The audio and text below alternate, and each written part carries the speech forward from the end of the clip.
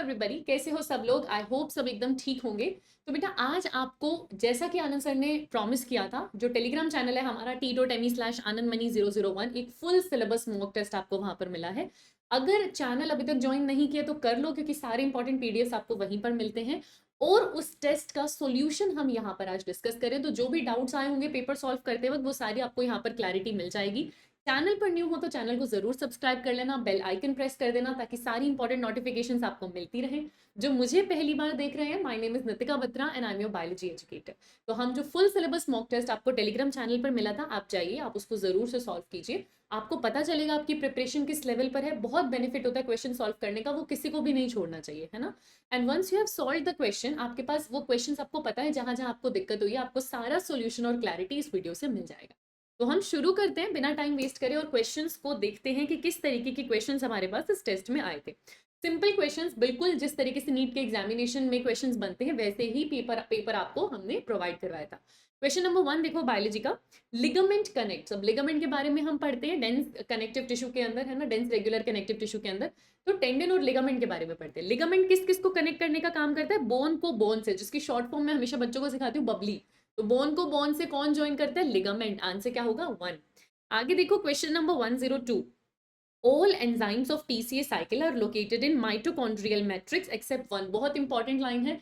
जब जब चैप्टर पढ़ते हैं तब तब इसको बहुत इंपॉर्टेंस देकर पढ़ा जाता है कि टीसीए यानी क्रेब्स साइकिल के सारे एंजाइम कहाँ हैं? माइटोकॉन्ड्रिया की मैट्रिक्स में, एक को छोड़कर। वो एक ऐसा एंजाइम है जो इनर माइटोकॉन्ड्रियल मेम्ब्रेन से एसोसिएटेड होता है यूकैरियोट में, और साइटोप्लाज्म में रहता है प्रोकैरियोट में। कौन सा एंजाइम है बेटा? Succinate dehydrogenase. ये क्या करता है? सक्सिनेट को फ्यूमेरेट में कन्वर्ट करता है, और यहीं पर आपका FADH2 बनता है। वो FADH2 कॉम्प्लेक्स 2 के अंदर अपने इलेक्ट्रॉन्स देने जाएगा, तो वो किससे एसोसिएटेड है? ETS से। इसीलिए ये एंजाइम क्रेब्स साइकिल का होने के बावजूद कहां पर प्रेजेंट होता है? इनर माइटोकॉन्ड्रियल मेम्ब्रेन पे। आंसर होगा 4। बहुत इंपॉर्टेंट पॉइंट है ये एनसीईआरटी का। आगे देखिए question number 103। Which one of the following are correct match? CAD coronary artery disease, atherosclerosis coronary artery disease के अंदर ही आप पढ़ते हो, उसी से होता है, बिल्कुल एनसीईआरटी की लाइन में आप पढ़ते हो। डिपोजिशन हो जाता है सब्सटेंसेस का, आर्टरी नैरो हो जाती है, leads to coronary artery disease. Angina pectoris में एक्यूट चेस्ट पेन होता है, इसी का सिम्टम है। High blood pressure vital organ को अफेक्ट करता है, बिल्कुल ठीक बात है, सारे ही स्टेटमेंट ठीक है। आंसर होगा 4। आंसर होगा 4। आगे देखो क्वेश्चन नंबर 104। आपको फिर से करेक्ट मैच बताना है। ये एनिमल किंगडम का क्वेश्चन है, मेरी फेवरेट चैप्टर। प्रोटोनेफ्रीडिया, जिन्हें फ्लेम सेल्स भी कहते हैं, ये प्लेटीहेल्मिन्थिस का एक्सक्रीटरी ऑर्गन है, और प्लेटीहेल्मिन्थिस का एग्जांपल प्लेनेरिया होता है, बिल्कुल ठीक बात है। फ्लेम सेल्स या प्रोटोनेफ्रीडिया आपको प्लेटीहेल्मिन्थिस में मिलते हैं, बिल्कुल ठीक बात है। प्रोन, क्रैब, ये सब एक्वेटिक आर्थ्रोपोड है, इनके अंदर एंटीनरी ग्लैंड या ग्रीन ग्लैंड प्रेजेंट होते हैं, ये इनका एक्सक्रीटरी ऑर्गन है। सारे स्टेटमेंट करेक्ट है बेटा, आंसर 4 होगा। आगे देखिए क्वेश्चन नंबर 105। आपको यहाँ पर वैस्कुलर बंडल दिखाया हुआ है, लेकिन एक, अगर जाइलम इस रेडियस के अंदर प्रेजेंट है तो फ्लोएम इस रेडियस में प्रेजेंट है। तो अलग अलग रेडियस में जब जाइलम और फ्लोएम प्रेजेंट होते हैं, इसको बोलते हैं रेडियल अरेंजमेंट। अगर सेम रेडियस के अंदर होते हैं, कॉन्जॉइंट होते एक साथ होते, पर अलग अलग रेडियस पे है तो रेडियल अरेंजमेंट। और ऐसी रेडियल अरेंजमेंट आपको रूट्स में देखने को मिलते हैं। मैं बच्चों को याद भी करवाती हूँ, आर से रेडियल, आर से रूट्स। तो रेडियल अरेंजमेंट रूट्स में देखने को मिलेगी। आंसर हो गया 1। ये हम एनाटॉमी में पढ़ते हैं। आगे देखिए क्वेश्चन नंबर 106। तो मेन काम ही क्या होता है जब आप फुल सिलेबस टेस्ट दे रहे होते हो, कि आप अपना दिमाग कितना जल्दी चैप्टर्स के बीच में शिफ्ट कर पाते हो, कि आप समझ पा रहे हो कि अच्छा ये उस चैप्टर से आया होगा, और फिर आपने उस चैप्टर के जो नोट्स बनाए थे आप वहां से रिकॉल कर पाओ, मैंने यहाँ पर ये पढ़ा था। यही गेम होता है पूरा नीट का, रिकॉल कर पाना। और जितनी बार रिविजन किया होता है, रिकॉल करना उतना ईजी हो जाता है। देखिए अगला question 106। Which hormone stimulate for repair of endometrium? अब वैसे तो हमें पता है एंडोमेट्रियम की थिकनिंग के लिए प्रोजेस्टेरोन रिस्पॉन्सिबल होता है, पर रिपेयर ऑफ एंडोमेट्रियम, अभी अभी एंडोमेट्रियम टूटी है, यानी मेंस्ट्रुअल फेस हुआ होगा, एंडोमेट्रियम टूट गई, अब उसकी रिपेयरमेंट वापस शुरू हो रही है, यानी फॉलिक्यूलर फेस में हम लोग चल रहे होंगे। फॉलिक्यूलर फेस में FSH फॉलिकल्स की डेवलपमेंट करवाता है, और वहां से सिक्रीट होता है ईस्ट्रोजन, जो कि आगे जाकर आपके एंडोमेट्रियम को दोबारा बनाना शुरू कर देता है। तो रिपेयर ऑफ एंडोमेट्रियम के लिए हार्मोन जो रिस्पॉन्सिबल है वो ईस्ट्रोजन है। फिर ल्यूटियल फेस आएगा, वहां उस एंडोमेट्रियम लाइनिंग को मेंटेन करने का काम प्रोजेस्टेरोन का होगा। रिपेयरिंग पहले, एस्ट्रोजन मदद करता है। आंसर होगा 3। आगे देखते हैं question number 107। Membranes layer of uterus. Uterus में 3 लेयर है, पेरीमेट्रियम है, मायोमेट्रियम है, एंडोमेट्रियम है। एनसीईआरटी क्या कहती है? जो सबसे बाहर थिन मेम्ब्रेनस लेयर है वो पेरीमेट्रियम है, फिर बीच में जो मस्कुलर स्मूथ मसल्स की लेयर है वो मायोमेट्रियम है, और सबसे अंदर इंटरनल जो ग्लैंडुलर लेयर है वो एंडोमेट्रियम है। आपसे मेम्ब्रेनस पूछा है तो आंसर क्या होगा? 3। ये हमने कहां पढ़ा? Human reproduction. आगे चले, क्वेश्चन नंबर 108। हमारे हार्ट को दो प्रॉब्लम्स हुई है। पहली प्रॉब्लम क्या है कि हार्ट ने बीट करना ही बंद कर दिया, heart stop beating, cardiac arrest. सीधा सीधा ये डिसऑर्डर्स में पढ़ते हो आप सर्कुलेटरी सिस्टम में, अगर आपका हार्ट बीट करना ही बंद कर दे बेटा तो कार्डियक अरेस्ट। दूसरी प्रॉब्लम क्या कह रहे हैं, हार्ट की मसल्स डैमेज है, हार्ट की मसल्स डैमेज हो गई है, हार्ट अटैक। यानी हार्ट की मसल्स को इनफ ऑक्सीजन नहीं मिला है, मसल्स डैमेज हो गई है, हार्ट अटैक। हार्ट फेलियर नहीं होगा, क्योंकि हार्ट फेलियर मतलब heart enough amount of blood pump नहीं कर पा रहा ऑर्गन्स के लिए, उससे कहते हैं हार्ट फेलियर होना। लेकिन हार्ट अटैक में क्या होता है, हार्ट की खुद की मसल्स डैमेज हो जाती हैं। तो आंसर क्या होगा, 1। आंसर क्या होगा, 1। आगे देखिए, question number 109। Blood pressure in mammalian aorta is maximum during. Mammalian aorta क्या करती है, लेफ्ट वेंट्रिकल से ब्लड को लेकर जाती है पूरी बॉडी के पास, और इसके अंदर ब्लड प्रेशर ज्यादा कब होगा, जब वेंट्रिकुलर कॉन्ट्रैक्ट करेंगे, वेंट्रिकल्स कॉन्ट्रैक्ट करेंगे, यानी सिस्टोल होगा। सिस्टोल की बात होगी तभी मैक्सिमम प्रेशर आएगा, और सिस्टोल भी किसमें, लेफ्ट वेंट्रिकल में, क्योंकि वहीं से एओर्टा पूरी बॉडी को ब्लड लेकर जाता है। ये भी हमने सर्कुलेटरी सिस्टम में पढ़ा था। आंसर होगा 1। सिंपल क्वेश्चन है और ऐसे ही आते हैं। आगे देखिए 110। एक पर्सन है suffering from wheezing, wheezing sound आती है जब जब सांस लेते हैं, सीटी जैसी आवाज आती है, due to inflammation of bronchi. यही काम हो गया, इससे ज्यादा जानने की जरूरत नहीं है। ये डिसऑर्डर आ गया आपके पास ह्यूमन फिजियोलॉजी के, किसमें पढ़ते हो, रेस्पिरेटरी सिस्टम के अंदर पढ़ते हो। वीजिंग साउंड आना, ब्रोंकाई में इन्फ्लेमेशन होना, यानी अस्थमा। अस्थमा आजकल अस्थमा प्रोनाउंस होता है, थर्ड साइलेंट हो गया तो अस्थमा हो गया। और डस्टली एनवायरमेंट में उस पेशेंट को दिक्कत होगी, बिल्कुल आंसर क्या होगा, अस्थमा। ये डाइजेस्टिव सिस्टम का डिसऑर्डर है, डाइजेस्टिव सिस्टम का डिसऑर्डर है, डाइजेस्टिव सिस्टम का डिसऑर्डर है, जबकि जो सिम्टम बताए वो रेस्पिरेटरी सिस्टम का है। आंसर होगा 3। आगे देखिए, question number 111। Plasma contains which of the following minerals. Circulatory system में जहां प्लाज्मा के बारे में बताया है, तो सोडियम आयंस भी हैं, कैल्शियम आयंस भी हैं, मैग्नीशियम भी है, क्लोराइड भी है, ये सारे आयंस आपको प्लाज्मा में मिलते हैं। इन सारों के बारे में एनसीईआरटी ने मेंशन किया हुआ है। आंसर होगा डी, आंसर होगा 4। आगे देखिए, क्वेश्चन नंबर 112। इथाइलिन। अब हम कहाँ आ गए, प्लांट फिजियोलॉजी में। इथाइलिन क्या है, एक प्लांट ग्रोथ हार्मोन है। याद आया, auxin, gibberellin, cytokinin, abscisic acid और इथाइलिन। तो इथाइलिन की डिस्कवरी किसने करी थी बेटा, कजिन्स ने करी थी। किसने करी थी, कजिन्स ने की थी। जिब्रेलिक एसिड की कुरुजोवा ने की थी, ऑक्सिन की वेंच ने की थी, वेंच ने ऑक्सिन की करी थी, और डार्विन का भी ऑक्सिन से ही एसोसिएशन है। ठीक है, आगे देखिए, question number 113। Typical growth curve, ये भी plant growth and development, plant physiology के चैप्टर से आया है। दो तरीके के ग्रोथ कर्व पढ़ते हो, एक लीनियर ग्रोथ कर्व पढ़ते हो, एक सिग्मोइड ग्रोथ कर्व पढ़ते हो। तो लीनियर जो है अरिथमेटिक प्रोग्रेशन, ऐसा सिर्फ मेरिस्टेमेटिक सेल्स में देखने को मिलता है, लेकिन जनरली टिपिकल ग्रोथ कर्व देखे तो वो सिग्मोइड होता है। पहले थोड़ा लैग करेगा, है ना, जब उसको इनफ ग्रो करना आ जाएगा तो वो एक्सपोनेंशियली ग्रो करेगा, और फिर उसकी ग्रोथ धीरे धीरे स्टेशनरी हो जाएगी। तो टिपिकल कर्व कैसा होता है, सिग्मोइड। आंसर होगा 3। आगे देखते हैं, question number 114। Which one of the following are incorrect match with reference to in which form plants absorb mineral elements. Again कौन सा, प्लांट फिजियोलॉजी का मिनरल न्यूट्रिशन वाला चैप्टर। जब जब वो चैप्टर पढ़ाती हूँ तब तब बताती हूँ कि उसके अंदर जो माइक्रो और मैक्रो न्यूट्रिएंट्स का रोल है ना, वो बहुत इंपॉर्टेंट है। उसमें दो चीजें इंपॉर्टेंट है कि एक पर्टिकुलर मिनरल का काम क्या है, दूसरा वो किस आयनिक फॉर्म में एब्जॉर्ब होता है। इन दोनों से क्वेश्चन आता है। अगर आपने फंडाबॉक्स बायोलॉजी की बुक देखी हो तो उसके अंदर स्पेसिफिक हमने चार्ट बनाकर किस आयन की फॉर्म में वो एक्सचेंज हो रहा है या एब्जॉर्ब हो रहा है उसको अलग कॉलम दिया है, क्योंकि उसकी इंपॉर्टेंस है। ऐसे टेबुलर ग्राफिकल फॉर्म्स अगर आपको चाहिए जो आपको बताएं कि ये याद करना जरूरी है, तो फंडाबॉक्स बायोलॉजी की बुक्स पे अभी भी ऑफर चल रहा है, जाओ और उनको जरूर से परचेज कर लो। www.web.fundabox.in जाओ, देखो, सर्च करो, बुक्स मिलेंगी, आपके फायदे के लिए मिलेंगी। तो अब हम आते हैं क्वेश्चन पे। बोरोन किस फॉर्म में एब्जॉर्ब किया जाता है बेटा, BO3 - 3 +2 नहीं, BO3 - 3 एंड B4O7 - 2, ये दोनों आयनिक फॉर्म होती हैं। आपसे इनकरेक्ट पूछा है ना, यही इनकरेक्ट है। जिंक +2 में, सल्फर सल्फेट में, कैल्शियम कैल्शियम +2 आयंस में, बाकी सब ठीक है। बोरोन के बोरेट आयंस यहाँ पर गलत बताए हुए हैं, वो अनायंस होते हैं, कटायंस नहीं होते। आंसर क्या होगा, 1। आगे देखते हैं 115। कौन सी मैचिंग करेक्ट है, गटेशन। गटेशन किसकी वजह से होता है, रूट प्रेशर की वजह से, बिल्कुल ठीक है। कोहेजन टेंशन वाला ट्रांसपिरेशन पुल मॉडल से वाटर का ट्रांसपोर्टेशन समझ में आता है, बिल्कुल ठीक है। ट्रांसपिरेशन का एक फंक्शन है कि वो लीफ सरफेस को कूल करता है, बिल्कुल ठीक है। वाटर लॉस होगा गटेशन में, बिल्कुल होगा, लिक्विड की फॉर्म में पानी का नुकसान होगा। सारी ही स्टेटमेंट्स ठीक है बेटा, चारों के चारों मैचिंग ठीक है। आंसर 2 होगा। ये transport in plants, plant physiology में आ गया। चारों के चारों स्टेटमेंट एकदम ठीक है। आगे देखो, आपको दो स्टेटमेंट दिए। श्वान, अब हम सेल पर आ गए, cell the unit of life, Schleiden Schwann cell theory याद है। श्वान ने एक हाइपोथेसिस दिया कि bodies of animals and plants are composed of cells and their product. पूरे चाहे प्लांट लो चाहे एनिमल लो, सेल और उनके प्रोडक्ट का बना है, बिल्कुल ठीक बात है। रुडोल्फ वर्च्यू ने फिर 1855 में सेल थ्योरी मॉड्यूलेट करी और हमें एक स्टेटमेंट दिया, ओमनिस सेल्यूला इज सेल्यूला, की नया सेल पुराने सेल से बना है। क्या ये दोनों स्टेटमेंट ठीक है बच्चे? दोनों स्टेटमेंट बिल्कुल ठीक है, आंसर डी होगा। दोनों स्टेटमेंट एकदम करेक्ट है, आंसर डी होगा। आगे देखिए question number 117, which one of the following structure are minimum in number in cockroach. अब मुझे ऐसी चीजें बहुत पसंद है क्योंकि ये डायरेक्ट रटने वाली चीज है और जिसने मेहनत कर रिवीजन करी है उसको ये चीजें याद होती है। ठीक है, तो कॉकरोच तो वैसे ही मेरा फेवरेट है। अच्छा, स्पाइरिकल्स कितने हैं कॉकरोच में? स्पाइरिकल्स क्या है? एक्सटर्नल ओपनिंग है जहां से एयर एंटर करेगी ट्रैकिया में। तो 10 पेयर होते हैं बेटा स्पाइरिकल कॉकरोच में। मेलफिजियन ट्यूब्यूल्स क्या है? एक्सक्रीटरी ऑर्गन जो इनके पास प्रेजेंट है।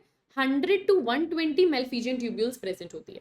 हिपैटिक सीके या गैस्ट्रिक सीके इनके लिए एक डाइजेस्टिव ग्लैंड है जो कि एंजाइम बनाता है। ये 6 से 8 ट्यूब्यूल्स होती हैं। हार्ट की अगर मैं बात करूं तो एक ही दिल है, मान लेती हूँ 13 चेम्बर्ड है, 13 चेम्बर्ड है पर दिल एक ही है, चलो आप उसके चेम्बर भी गिन लो, है ना। अच्छा, आपको क्या कह रहे हैं? मिनिमम इन नंबर, हार्ट ही होगा बेटा, एक ही दिल है। चेम्बर्स कितने भी हो वो एक ही है, मिनिमम हार्ट ही होगा, कंफ्यूज मत होना उसके चेम्बर से। आंसर होगा 4th। बढ़िया क्वेश्चन था। आगे देखते हैं question number 118, in which of the following plant endosperm is form. जब एम्ब्रियोनिक डेवलपमेंट हो रही होती है तब एंडोस्पर्म बनता है उस एम्ब्रियो के डेवलपमेंट में मदद करने के लिए। जब फाइनली ओव्यूल से सीड बनती है तो बहुत से ऐसे सीड्स होते हैं जिनमें एंडोस्पर्म पहले ही खत्म हो चुका होता है, उन्हें आप एक्स एल्ब्यूमिनस बोलते हो। और बहुत से ऐसे होते हैं जिनमें एंडोस्पर्म रह जाता है, बाद में भी सीड बनने के बाद भी कुछ एंडोस्पर्म रह जाता है, वो एल्ब्यूमिनस होते हैं। ठीक है, आपको क्या कह रहे हैं? एंडोस्पर्म बनना, फॉर्म्ड। बेटा एंडोस्पर्म तो सब में ही बनता है। एक बार के लिए एंडोस्पर्म बनना, जब मेल न्यूक्लियस सेंट्रल न्यूक्लियाई से फ्यूजन करता है, ट्रिप्लॉइड न्यूक्लियस बनाता है, वो बाद में एंडोस्पर्म बनाएगा, ये तो हमेशा होगा। P castor beans sexual reproduction in flowering plant, class 12 आपको पढ़ाया जाता है कि ये नॉन एल्ब्यूमिनस है। नॉन एल्ब्यूमिनस कहने का मतलब इनमें एंडोस्पर्म बना जरूर था, लेकिन जब सीड बना तब तक ये पूरा यूटिलाइज हो गया था, उस टाइम ये नहीं बचा था, तो उनके अंदर एंडोस्पर्म रिटेन नहीं रहता पर बनता जरूर है। बनता इन सब में है, फॉर्मेशन सब में, आंसर 4 है। कुछ भी ऑप्शन दे देते हैं, आंसर ऑल ऑफ दीज होता, बनता तो सब में है ना, आंसर 4 हो जाता। ठीक है, आगे देखिए question number 119, generative cell vegetative cell, फिर से sexual reproduction in flowering plants का क्वेश्चन है। जब आप एक पोलन ग्रेन का स्ट्रक्चर आपको बताया है, वहां आपको 2 न्यूक्लियस वाला 2 सेल वाला स्टेज आपको बताइए, 2 सेल स्टेज, और 60% पोलन ग्रेन आपको बताया है कि इसी सेल स्टेज में शेड करते हैं, जिसमें एक जनरेटिव सेल होता है, एक वेजिटेटिव सेल होता है। तो ये आपको किस में देखने को मिलता है बेटा? पोलन ग्रेन में। कभी कभी ये जनरेटिव सेल यही डिवाइड कर 2 मेल न्यूक्लियस बनाता है, तब इसे 3 सेल स्टेज बोलते हैं। ठीक है, तो ये किस में प्रेजेंट है? ओव्यूल में नहीं है, पोलन ग्रेन में है। पोलन ग्रेन को मेल गैमेटोफाइट भी कहते हैं, ऑप्शन पूरे रीड करना है। पोलन ग्रेन को मेल गैमेटोफाइट भी कहते हैं, आंसर 4 होगा। बहुत बढ़िया क्वेश्चन था, होता ही पोलन ग्रेन में, उसे मेल गैमेटोफाइट भी कहते हैं। आगे देखो, which one of the following is known as suicidal bag of cell. फिर से सेल वाले चैप्टर में हम आ गए, किसको कहते हैं सुसाइडल बैग? लाइसोसोम। क्यों? इसके अंदर से एंजाइम निकले तो पूरा सेल खा जाएंगे, खुद को ही खा जाएंगे। तो आंसर क्या होगा? 1। आगे देखो, death of tissues particularly leaf tissues is due to deficiency of calcium, magnesium, copper and potassium. ये किसका क्वेश्चन है? मिनरल न्यूट्रिशन का। मिनरल न्यूट्रिशन में आपको डेफिशिएंसी बताई है कि डेफिशिएंसी से होने वाले सिम्टम्स मिनरल्स के, वहां पर आप पढ़ते हो क्लोरोसिस, वहां पर आप पढ़ते हो नेक्रोसिस। तो ये जो है कि टिश्यूज की डेथ हो जाना, इसको कहते हैं नेक्रोसिस, यही आपसे पूछा है। और क्या आपको यहाँ पर देखने को मिल रहा है? नेक्रोसिस। क्या आपको यहाँ पर देखने को मिल रहा है? नेक्रोसिस। इसकी ट्रिक मैं बच्चों को बताती हूँ, कैल्शियम मांगे क्योंकि, कैल्शियम क्यों मांग रहा है? क्योंकि टिश्यूज की डेथ हो रही है, आंसर होगा 2। आंसर होगा 2। आगे देखो question number 122, what is not true about plants with hatch and slack pathway. Hatch and slack pathway मतलब C4 पाथवे, ये हम प्लांट फिजियोलॉजी के फोटोसिंथेसिस इन हायर प्लांट्स में पढ़ते हैं। क्या सही नहीं है? C4 प्लांट्स के पास एक स्पेशल लीफ एनाटॉमी होती है, बिल्कुल होती है, जिसको आप क्रैंस एनाटॉमी बोलते हो, जिसको आप क्रैंस एनाटॉमी बोलते हो। याद आया? बंडल शीट सेल्स और मीजोफिल सेल्स है ना, राउंड में सर्कल्स में यहाँ पर प्रेजेंट है, अंदर की तरफ मीजोफिल सेल्स हैं। अच्छा अच्छा, है ना, अंदर की तरफ सॉरी बंडल शीट सेल्स हैं, तो वो पूरी क्रैंस एनाटॉमी हम यहाँ पर पढ़ते हैं। हाई टेम्परेचर ऑप्टिमम है, बिल्कुल। C3 में कम टेम्परेचर बताया 20-25, C4 में ज्यादा बताया 30-40 डिग्री सेल्सियस, सही बात है। They have a process called photo respiration, यही हमारा आंसर है। हमसे पूछ रहे हैं क्या सही नहीं है? C4 प्लांट्स कुछ भी हो जाए फोटो रेस्पिरेशन नहीं करते, यही तो इनकी खास बात होती है। आंसर क्या होगा? 3। इनके अंदर बेसिक पाथवे शुगर सिंथेसिस का केल्विन पाथवे होता है, जी हाँ। आप बेटा C3 ले लो, C4 ले लो, कैम ले लो, कैसा भी पाथवे ले लो, शुगर बनाने का बेसिक पाथवे हर किसी में कैल्विन साइकिल ही होता है, ठीक है। तो इनकरेक्ट होगा 3। आगे देखो 123, आपको जेड स्कीम के बारे में पूछा है। जेड स्कीम फिर से फोटोसिंथेसिस लाइट रिएक्शन की बात की है। थाइलोकोइड की मेम्ब्रेन में ये जेड स्कीम चलती है। जेड स्कीम मतलब नॉन साइक्लिक फोटोफॉस्फोराइलेशन। इसके अंदर अगर आपको याद हो तो PS2 से शुरुआत होती है और इलेक्ट्रॉन PS1 के पास जाएंगे और फिर फाइनली NADH बनाएंगे। PS2 कौन सा होता है? जिसका मैक्सिमम 680 नैनोमीटर की एब्सॉर्प्शन वेवलेंथ होती है। और PS1 कौन सा होता है? जिसकी 700 नैनोमीटर की एब्सॉर्प्शन वेवलेंथ होती है। तो सबसे पहली बात, तो इनमें से कौन सा है जो 680 से 700 की तरफ जा रहा है? ये 700 टू 680 जा रहा है, ये नहीं होगा।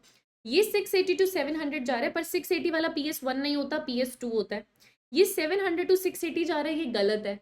जाना कहाँ है हमने? 680 से 700 के पास जाना है। और 680 वाले को PS2 कहेंगे और 700 वाले को PS1 कहेंगे। आंसर है 4। तो दो चीजें पता होनी बहुत जरूरी थी। पहली चीज, PS2 से PS1 के पास जाना है। दूसरी चीज, PS2 680 नैनोमीटर और PS1 700 है। तभी आप ये आंसर कर सकते थे। आगे देखिए क्वेश्चन नंबर 124। एक सुंदर सा डायग्राम दिया हुआ है। अम्ब्रेला शेप दिख रहा है, मतलब मेड्यूसा फॉर्म है। किसकी मेड्यूसा फॉर्म है? सिलेंट्रेट की। एनसीईआरटी का डायग्राम है। स्पेसिफिकली मेड्यूसा स्टेज कौन शो करता है? जेलीफिश या फिर ओरिलिया शो करता है। तो ये ओरिलिया है, इसको जेलीफिश इसका कॉमन नेम है। और क्योंकि ये सिलेंट्रेट है तो सिलेंट्रेट डिप्लोब्लास्टिक होते हैं। सारी ही चीजें ठीक है, आंसर 4 होगा। आंसर 4 होगा। आगे देखते हैं, which one of the following are not type of protein. अब बायोमोलिक्यूल्स में आ गया।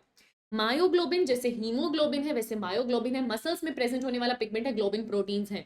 ग्लोबिन प्रोटीन की 4 चेन है, ये तो प्रोटीन होता है। GLUT4 ट्रांसमेम्ब्रेन प्रोटीन है, ग्लूकोज के ट्रांसपोर्टेशन के लिए चाहिए होता है, ये भी प्रोटीन है। अल्फा लैक्ट एल्ब्यूमिन ह्यूमन मिल्क में प्रेजेंट होने वाला प्रोटीन है, ये भी आपके पास प्रोटीन है।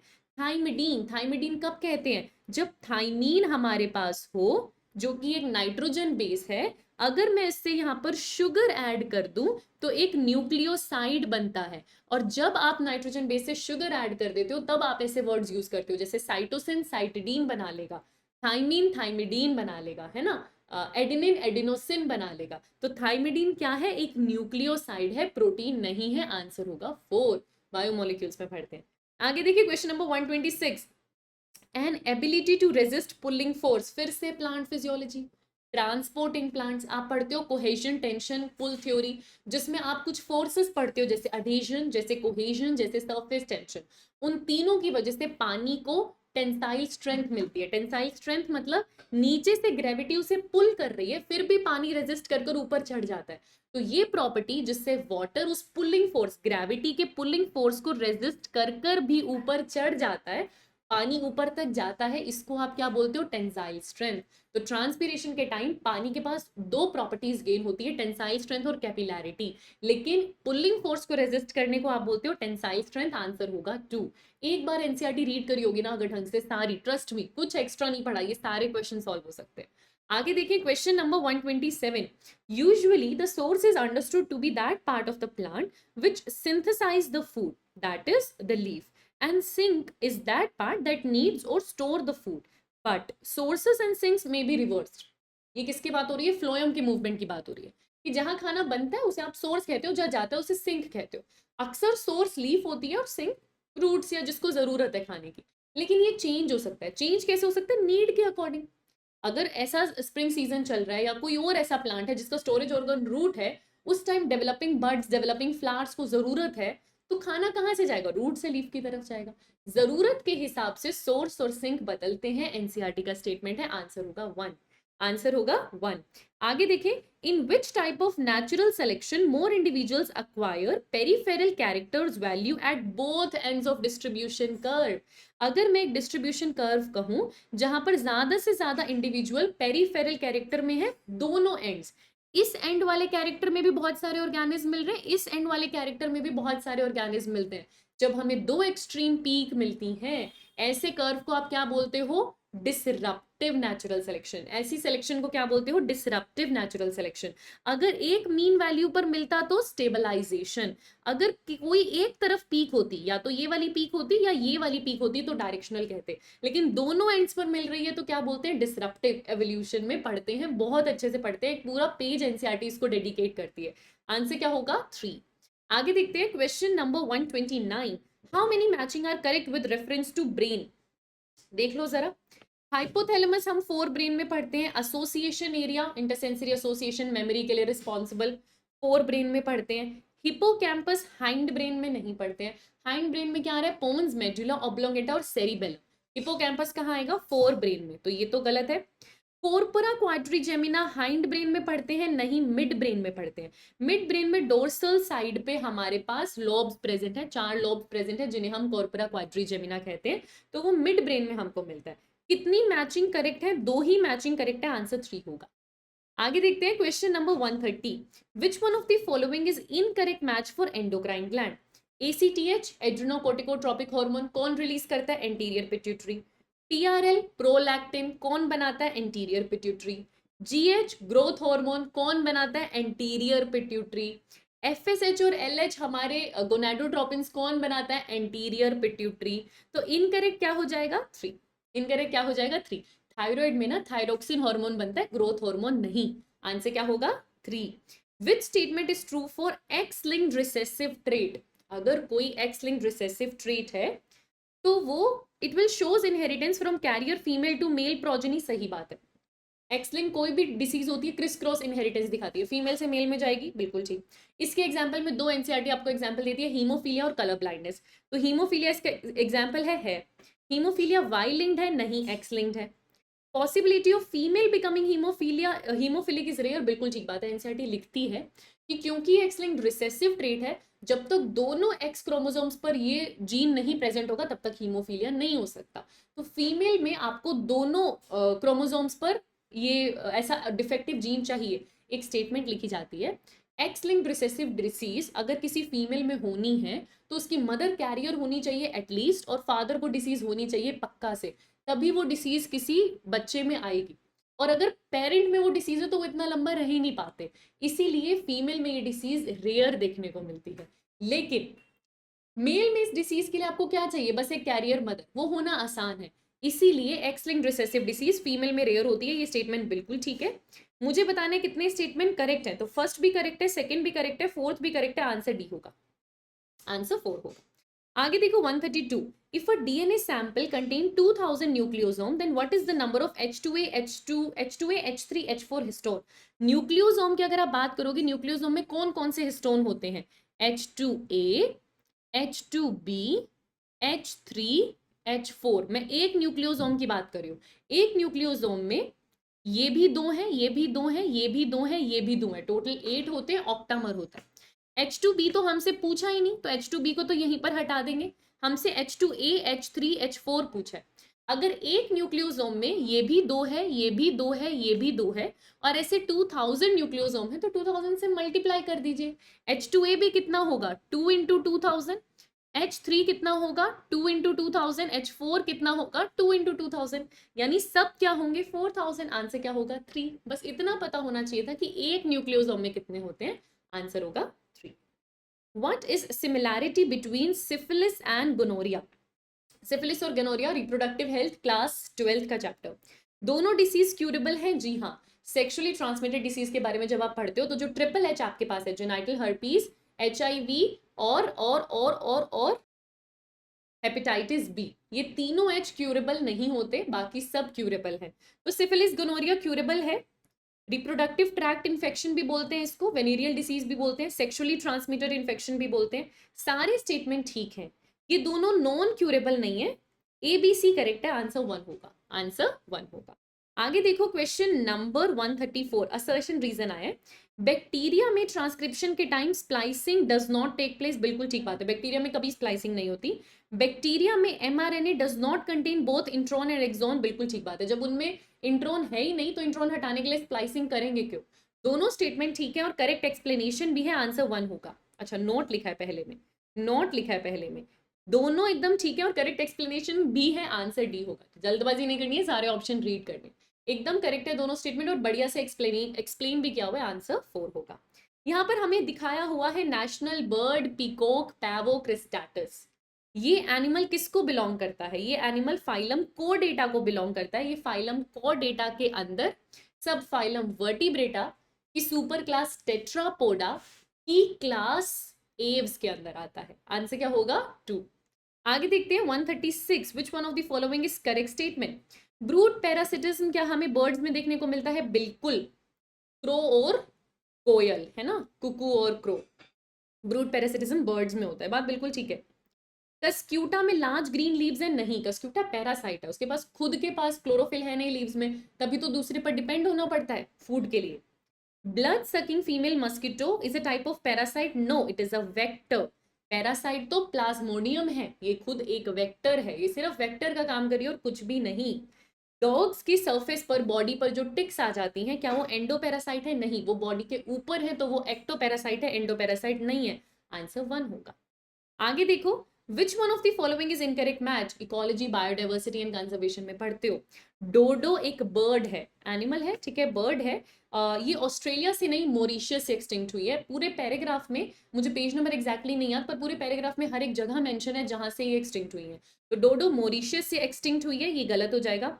थाइलेसीन स्टेलर सी का होती है, वो एक एक्सटिंक्ट एनिमल है, बिल्कुल, वो ऑस्ट्रेलिया से एक्सटिंक्ट हुआ है, रशिया से नहीं, ठीक है। क्वागा प्लांट नहीं है बेटा, अफ्रीका से एक्सटिंक्ट हुआ है, बात बिल्कुल ठीक है। क्वागा ना एक स्पीशीज है, एक पुरानी स्पीशीज है, जेब्रा जैसा दिखने वाला। मतलब जेब्रा आपको ब्लैक ब्राउन दिखते हैं ना, ब्लैक और व्हाइट दिखते हैं ना, इनमें येलो ब्राउन थे, कुछ ऐसा सा स्पीशीज थी ये। तो क्वागा एक तरीके का जेब्रा है, अब नहीं दिखते, अब एक्सटिंक्ट हो चुके हैं, तो ये प्लांट नहीं है, ये एनिमल है, और ये अफ्रीका से एक्सटिंक्ट हुआ था, वो बात बिल्कुल ठीक है, वो बात बिल्कुल ठीक है। तो अच्छा, प्लांट नहीं है इसलिए ये भी गलत हो गया, तो सारे ही इनकरेक्ट है, आंसर 4 हो जाएगा, सारे इनकरेक्ट है, आंसर 4 हो जाएगा। डोडो बर्ड है और ये मॉरिशियस से एक्सटिंक्ट हुई है, ठीक है, और थाइलेसीन ऑस्ट्रेलिया से एक्सटिंक्ट हुआ है, ठीक है। आगे देखिए 138, how many are incorrect matching with reference to full form of the words? BOD क्या है? बायोकेमिकल ऑक्सीजन डिमांड, बिल्कुल ठीक बात है, माइक्रोब्स इन ह्यूमन वेलफेयर में पढ़ते हैं। जीएफएम जॉइंट फॉरेस्ट मैनेजमेंट है, ये बात भी एनवायरमेंटल इशू में पढ़ते हैं। डीयू डिग्री ऑफ यूनिटी नहीं है, एनवायरमेंटल इशू में जब ओजोन लेयर के बारे में पढ़ रहे हैं, ओजोन डिप्लीशन के बारे में पढ़ रहे हैं, ओजोन की थिकनिंग मेंशन मेजर की जाती है डॉब्सन यूनिट में। डीयू क्या है? डॉब्सन यूनिट, ओजोन की थिकनिंग मेजर करता है। पीएआर फोटोसिंथेटिकली एक्टिव रेडिएशन है, टोटल सनलाइट का 50% पीएआर होता है, ये हम पढ़ते हैं, है ना, प्रोडक्टिविटी इकोसिस्टम वाले चैप्टर में। तो बाकी सब ठीक है बेटा, इनकरेक्ट सी है, इनकरेक्ट सिर्फ एक है, और वही मेरा आंसर हो जाएगा 3, एक इनकरेक्ट है। आगे देखते हैं क्वेश्चन नंबर 139, कौन सा इनकरेक्ट है आपको फिर से बताना है। अच्छा, ये अडेप्टेशन पे, ऑर्गेनिज्म एंड पॉपुलेशन इकोलॉजी में पढ़ते हो। Kangaroo rat meets it water requirement by internal fat oxidation, वो अपने अंदर फैट लेकर आया, जो पानी की जरूरत होती है उसको ऑक्सीडाइज करता है, ये हम पढ़ते हैं, करेक्ट है। सारी अडेप्टेशंस जेनेटिकली फिक्स्ड हैं? बिल्कुल भी नहीं, मॉर्फोलॉजिकल अडेप्टेशन होती हैं, बिहेवियरल अडेप्टेशन होती हैं, फिजियोलॉजिकल अडेप्टेशन होती है, सिर्फ जेनेटिकल नहीं होती, तो ये तो गलत हो जाएगा। ओपनशिया एक डेजर्ट प्लांट है, बिल्कुल, इसमें लार्ज ग्रीन लीव्स हैं? पॉसिबल ही नहीं है, पॉसिबल ही नहीं है, स्टेम तो फोटोसिंथेसिस कर रहा है, इतनी बड़ी लीव्स रखेंगे तो कितना ट्रांसपिरेशन हो जाएगा। ओपनशिया डेजर्ट प्लांट है, उसमें नहीं होती इतनी बड़ी leaves. Some species have ability to regulate internal environment over a limited range of environmental condition beyond which they are conformist, मतलब थोड़ी देर तक रेगुलेटर की तरह बिहेव कर सकते हैं, कुछ देर तक सहन कर लेंगे, उसके बाद नहीं कर पाएंगे, कन्फर्मर्स बन जाएंगे, डायरेक्टली लाइन एनसीईआरटी में लिखी हुई है, ये बात भी ठीक है। सीएम एक तरीके का रेस्पिरेटरी पाथवे होता है? नहीं बेटा, कैम प्लांट्स में जो कैम पाथवे आप पढ़ते हो वो फोटोसिंथेसिस करने का तरीका है, रेस्पिरेशन का नहीं। उनमें स्कोटो एक्टिव स्टोमेटा है, इसलिए उनमें ये फोटोसिंथेसिस करने का तरीका है, रेस्पिरेशन का नहीं। आपसे पूछा है कितनी स्टेटमेंट इनकरेक्ट है, तो 1, 2 और 3, 3 स्टेटमेंट इनकरेक्ट है, आंसर 2 होगा, आंसर 2 होगा। आगे देखो क्वेश्चन नंबर 140, यूरो 3 नॉर्म्स, ये हम एनवायरमेंटल इशू में पढ़ते हैं, जो एयर पोल्यूशन के लिए नॉर्म्स बनाए थे, है ना। सल्फर को कंट्रोल करना पड़ेगा पेट्रोल और डीजल में, तो यूरो 3 ने हमें क्या बताया था कि डीजल में सल्फर मैक्सिमम से मैक्सिमम 350 होना चाहिए, बस उससे ज्यादा नहीं, 350 पार्ट्स पर मिलियन तक लेकर आओ। लेकिन पेट्रोल में तो 150 से ऊपर नहीं होना चाहिए। पेट्रोल के लिए क्या बताया था? 150 ppm, डीजल के लिए क्या बताया था? 350 ppm, आंसर होगा 3। Which one of the following are maximum in number in India? बताओ जरा। 90 तो नेशनल पार्क्स है हमारे पास, 14 बायोस्फीयर रिजर्व्स है हमारे पास, और 448 वाइल्ड लाइफ सेंचुरीज हैं। क्या सबसे ज्यादा है? क्या सबसे ज्यादा है? वाइल्ड लाइफ सेंचुरीज, सबसे ज्यादा वाइल्ड लाइफ सेंचुरीज। आगे देखते हैं, डायरेक्ट रटने वाली चीजें और इकोलॉजी से आती हैं, सीधी सीधी ऐसे ही आती हैं। आगे देखो, fertiliser used in slash and burn agriculture, क्या करते थे कुछ लोग स्लैश एंड बर्न एग्रीकल्चर में? एक जगह गए, खेती करी, बढ़िया से हार्वेस्ट हुआ, ले लिया, उसको जला दिया, जला दिया वहां पे, कुछ सालों तक उसको वहीं ऐसे इस तरीके से पड़े रहने दिया, दूसरी जगह चले गए, वहां खेती करने लग गए। तो जो उन्होंने जलाया, जो बची हुई राख होती है ना, एशेस है, वही उनके लिए मेन्योर का काम करती है। उनको लगता है ओवर टाइम सॉइल की क्वालिटी ठीक हो जाएगी, फिर दोबारा कहीं और जाकर जलाएंगे, एग्रीकल्चर करेंगे। तो स्लैश एंड बर्न एग्रीकल्चर वालों के लिए फर्टिलाइजर क्या है, कोई नया फर्टिलाइजर नहीं डालते। जो जलाया उन्होंने एरिया, वो जो बर्न था, वो एशेस थे, वही फर्टिलाइजर का काम करे। आंसर 3 होगा। फर्टिलाइजर नहीं चाहिए ऐसा कुछ नहीं होता, केमिकल जैसा कुछ नहीं है, प्लांट बर्न को यूज करते हैं। आगे देखते हैं question number 143। Rate of formation of new organic matter bye rabbit in grassland. Rabbit यानी हर्बीवर की बात करें, यानी सेकेंड ट्रॉफिक लेवल। सबसे पहले प्लांट खाना बनाता है, वो प्राइमरी प्रोडक्टिविटी होती है। उसमें से जितनी एनर्जी ट्रांसफर होती है हर्बीवर के पास, वो उसका यूज कर अपना बायोमास बनाता है। हर्बीवर जितना बायोमास बनाएगा वो सेकेंडरी प्रोडक्टिविटी होगी। तो प्राइमरी वाले सारे ऑप्शन कट कर दो, आंसर क्या होगा? Secondary productivity. किसमें पढ़ते हैं? इकोसिस्टम में पढ़ते हैं, आंसर होगा 2। आगे देखते हैं question number 144। In ecosystem energy are transferred from producer to consumer. In given below diagram A and B are transferred energy. What is A and B? सीधी सी बात, 2 बार आपको बताइए एनर्जी, बार बार आपको बोल रहे हैं एनर्जी ट्रांसफर हो रही है। लिंडमैन्स 10% एनर्जी लो क्या कहता था? एक ट्रॉफिक लेवल से दूसरे ट्रॉफिक लेवल पर जाने में सिर्फ 10% एनर्जी ट्रांसफर होती है, 90% हीट की फॉर्म में लॉस हो जाती है। फर्क नहीं पड़ रहा आप कौन से भी ट्रॉफिक लेवल पर हो बेटा, हर बार कितने परसेंट एनर्जी जाएगी? सिर्फ 10% जाएगी। आंसर 3 होगा। आंसर 3 होगा। व्हाट इज नॉन एज सिरे? अब हम आगे इकोलॉजिकल सक्सेशन के अंदर, जो हम इकोसिस्टम में पढ़ते हैं, सक्सेशन में हम क्या देखते हैं? एक पायनियर होता है, फिर एक अलग अलग कम्युनिटीज आती है, पूरा सीक्वेंस होता है कम्युनिटीज का, और फिर क्लाइमेक्स कम्युनिटी आती है। हर एक जो कम्युनिटी आई उसको आप सेरल स्टेज बोलते हो, और उस पूरे सीक्वेंस को सेरे बोलते हो। जब आप पायनियर से क्लाइमेक्स तक जाने की बात करते हो तो बीच में बहुत सारी कम्युनिटीज आती हैं। हर बार लेवल पर हर एक कम्युनिटी को आप एक सेरल स्टेज कहते हो, और इस पूरे सीक्वेंस को आप सेरे कहते हो, और फाइनली फिर क्लाइमेक्स कम्युनिटी आती है। Finally climax community. तो सेरे क्या है? entire sequence of communities that successively change in a given area। Answer 1 होगा। ठीक है, पॉपुलेशन नहीं है, ये कम्युनिटी है, याद रखना। एनर्जी फ्लो नहीं है, जीनस नहीं है। कंफ्यूज बहुत बढ़िया किया है, अगर आपने नहीं रीड किया होता ढंग से आप डेफिनेटली कंफ्यूज होते। हम कम्युनिटी की बात करते हैं, पॉपुलेशन या जीनस की नहीं, क्योंकि बहुत सारे अलग अलग प्लांट भी हो सकते हैं, माइक्रोब भी हो सकते हैं, एनिमल्स भी हो सकते हैं, और सब इकोलॉजिकली सक्सेशन कर कर नई कम्युनिटी बना रहे हैं। तो हम पूरी कम्युनिटी की बात करते हैं, जीनस या पॉपुलेशन की नहीं। आंसर 1 होगा। आगे देखते हैं क्वेश्चन नंबर 146। 2 स्टेटमेंट आपको दिए हैं बायोडाइवर्सिटी एंड कंजर्वेशन में। Ethical argument for conserving biodiversity relates to what we owe to millions of plants, animals and microbe species with whom we share this planet। हम उन सबके साथ ही प्लानट शेयर करते हैं, और हमें कोई हक नहीं बनता कि पूरा प्लानट हम तबाह कर दें। ये एथिकल आर्ग्यूमेंट है, बिल्कुल एथिकल आर्ग्यूमेंट है। स्टेटमेंट 2 क्या कह रहा है? Philosophically and spiritually, we need to realize that every species has an intrinsic value, even if it may not be of current or any economic value to us। अगर कोई जिंदा organism आपको पैसों के टर्म्स में वैल्यू नहीं दे रहा, पर स्पिरिचुअली और फिलोसफिकली हर चीज की वैल्यू है, ये भी एथिकल आर्ग्यूमेंट में ही है। दोनों स्टेटमेंट ठीक है, दोनों स्टेटमेंट ठीक है। आंसर क्या होगा? डी। दोनों स्टेटमेंट ठीक है बेटा, आंसर क्या होगा? डी। पढ़ते हैं हम लोग इमोशनल, जब मैं आपको टर्म बताती हूँ कि हाँ इमोशनल करने की कोशिश की जा रही है, तो वो यही वाली होती है, बट हमें वैल्यू करना चाहिए हमारे एनवायरमेंट का। आपको फिर से इनकरेक्ट मैच पता नहीं, मैं नोटिस कर रही हूँ कि इस क्वेश्चन पेपर में इनकरेक्ट बहुत ज्यादा है, पर ठीक है, शायद इसीलिए क्योंकि ऑलरेडी आप एक तो कंफ्यूज हो कि इतना बड़ा सिलेबस कहाँ से क्वेश्चन आया है, और टफ बनाने के लिए इनकरेक्ट इनकरेक्ट बार बार कह रहे हैं ताकि आप सिली मिस्टेक करो। पर ऐसे टेस्ट का अगर आपने प्रैक्टिस कर लिया ना 1-2 बार, तो फिर मेन एग्जाम में गलती होने के चांस नहीं। ठीक है, इवोल्यूशन से क्वेश्चन है। म्यूटेशन के बारे में हुगो डी व्राइस नाम के साइंटिस्ट ने बताया था। उन्होंने इवनिंग प्राइमरोज या ओइनोथीरा लेमाकियाना पे ये डिस्कवरी करी थी। नेचुरल सिलेक्शन के प्रचार कौन करते थे? डार्विन करते थे। जेनेटिक फ्लो और genetic drift Hardy Weinberg equilibrium को अफेक्ट नहीं करेगा, यही इनकरेक्ट है बेटा। हार्डी विनबर्ग इक्विलिब्रियम ना स्टेबिलिटी की बात करता है कि over long time population stable genes रह रहे हैं, लेकिन अगर मैं जेनेटिक फ्लो और जेनेटिक ड्रिफ्ट की बात करूंगी तो वो स्टेबिलिटी नहीं रहेगी। तो definitely Hardy Weinberg equilibrium affect होगा। आंसर डी आएगा या 4 आएगा। आगे देखो, which one of the following is correct match. फिर से एवोल्यूशन से क्वेश्चन आया। कैंगरू में कभी ट्रू प्लेसेंटा मिल सकता है? कैंगरू क्या है? मार्सूपियल है। मार्सूपियल में प्लेसेंटा नहीं होता। ठीक है, कोएला भी ऑस्ट्रेलियन मार्सूपियल है। एक ना डायग्राम बना हुआ है एनसीईआरटी में ऑस्ट्रेलियन मार्सूपियल्स का। ऑस्ट्रेलियन मार्सूपियल्स और डार्विन फिंचेस के बारे में जब आप पढ़ते हो, है ना, कि अडेप्टिव रेडिएशन, तो वहां पर ये है। तो ये भी ऑस्ट्रेलियन मार्सूपियल है। ऑस्ट्रेलियन मार्सूपियल में ट्रू प्लेसेंटा नहीं होता। बोब कैट एक प्लेसेंटल मैमल है। जब आप पढ़ते हो पैरेलल एवोल्यूशन के बारे में, है ना, आपके पास ऑस्ट्रेलियन मार्सूपियल और प्लेसेंटल मैमल्स हैं। कन्वर्जेंट एवोल्यूशन आपने उनके अंदर देखा है, तो वहाँ वो प्लेसेंटल मैमल है, ठीक है। डार्विन फिंचेस में कन्वर्जेंट एवोल्यूशन नहीं है, अडेप्टिव रेडिएशन पढ़ते हैं, अडेप्टिव रेडिएशन पढ़ते हैं। आंसर क्या होगा? 3। ये करेक्ट है, ये करेक्ट है, ठीक है, आंसर होगा 3। आगे देखो question number 149। In which type of barrier under innate immunity do the tears from eye belong?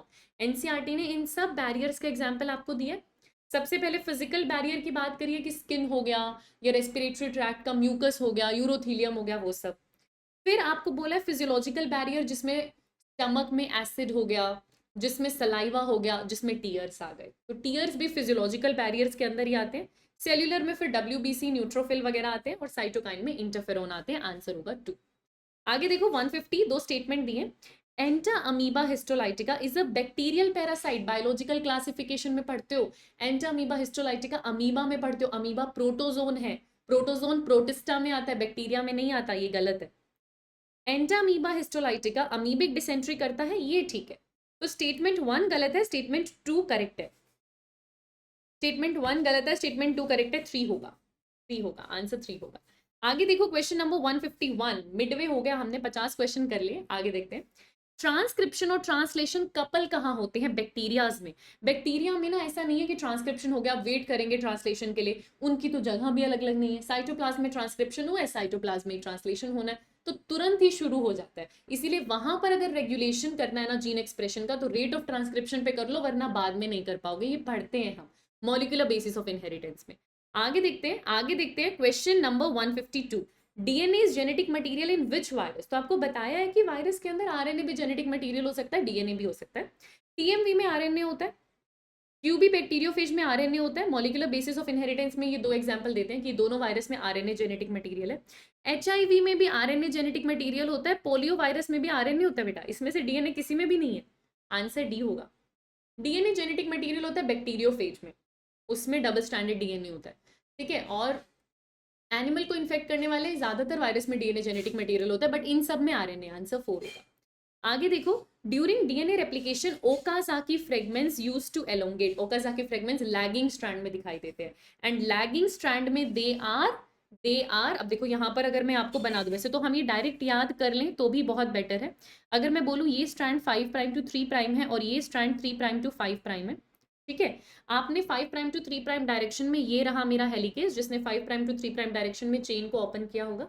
इसके सामने यहाँ पर 5 प्राइम आया होगा जो कि कंटिन्यूअस बना होगा, और इसके सामने हर बार एक लैगिंग स्ट्रैंड बना होगा।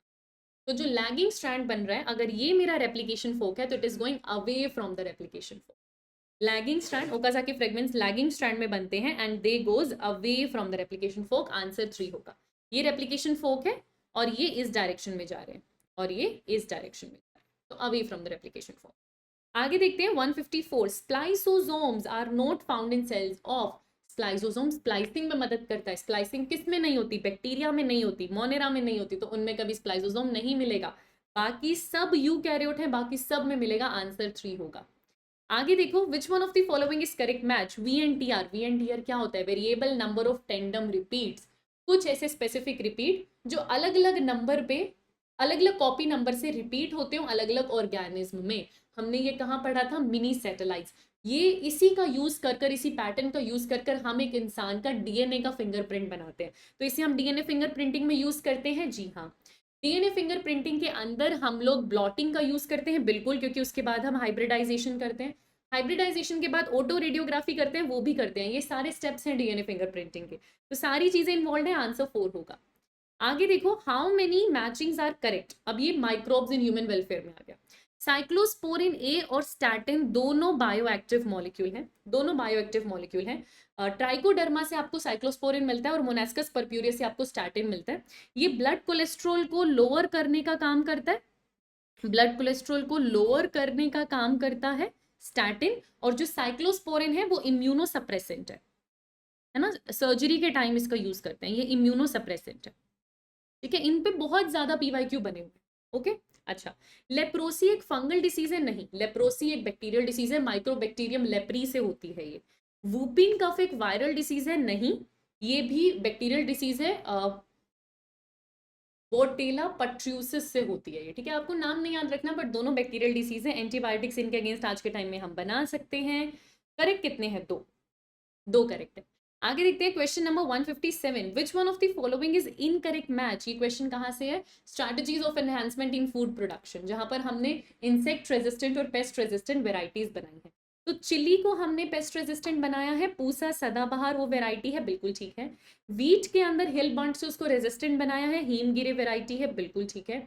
पूसा सावनी फ्लैट बीन्स की वेराइटी होती है? नहीं, ये इंसेक्ट रेजिस्टेंट वेराइटी है, ये ओकरा की होती है। ओकरा भिंडी की है, फ्लैट बीन्स की नहीं है। फ्लैट बीन्स की वेराइटी का नाम है Pusa same 2 and Pusa same 3। बेटा ये टेबल्स जो strategies of enhancement in food production में है ना, क्वेश्चन यहीं से आते हैं, टेबल्स इंपॉर्टेंट है। बट न्यू एनसीईआरटी में ये चैप्टर ही हट चुका है, तो लेट्स सी कैसा क्वेश्चन इस बार हमारे पास आता है। पर हमें सब पढ़ना है, अभी फिलहाल हमें नीट के लिए सब पढ़ना है। पूसा शुभ्रा कॉलीफ्लावर की वेराइटी है, जी हाँ। तो जो इनकरेक्ट है वो ये है, क्योंकि फ्लैट बीन नहीं होते, ओकरा होता है, आंसर 3 होगा।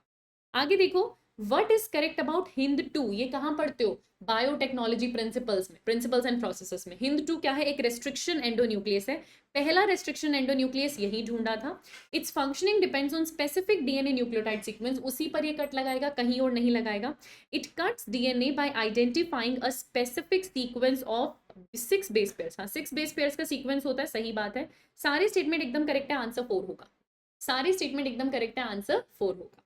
आगे देखो 159, anti sense technology. Anti sense technology का दूसरा नाम mRNA इंटरफेरेंस, सॉरी इसको इस तरीके से लिखते हैं, RNA इंटरफेरेंस या फिर mRNA साइलेंसिंग। ये आपने कहाँ पढ़ा है बेटा? ये आपने कहाँ पढ़ा है? बायोटेक्नोलॉजी की एप्लीकेशन में मेल्यूडिगाइन इनकोग्निशा करके एक निमेटोड है जो कि रूट में डिसीज कर रहा था, नोड्यूल्स ला रहा था। वहां पर आपने आरएनए इंटरफेरेंस टेक्नोलॉजी यूज करी थी, उसे एंटी सेंस टेक्नोलॉजी भी कहते हैं। जिस आरएनए से डिसीज हो रही है उसका कॉम्प्लीमेंट्री आरएनए किसी तरीके से प्लांट में इंट्रोड्यूस कराओ, वो भी डबल स्टैंडर्ड, इस वे में कि वो डबल स्टैंडर्ड आरएनए बने। वो डबल स्टैंडर्ड आरएनए आगे जाकर एक ऐसी मशीनरी रेडी कर लेगा विद न्यूक्लियस, है ना, इस तरीके की मशीनरी रेडी कर लेगा कि जैसे ही वो आरएनए अटैक करने आएगा, कॉम्प्लीमेंट्री है तो उसको पहचानेगा और उसको कट कर देगा, और पैथोजन का आरएनए कभी प्लांट को इन्फेक्ट कर ही नहीं पाएगा। तो रीड करते हैं option, when a piece of RNA that is complementary in sequence is used to stop the expression of a specific gene.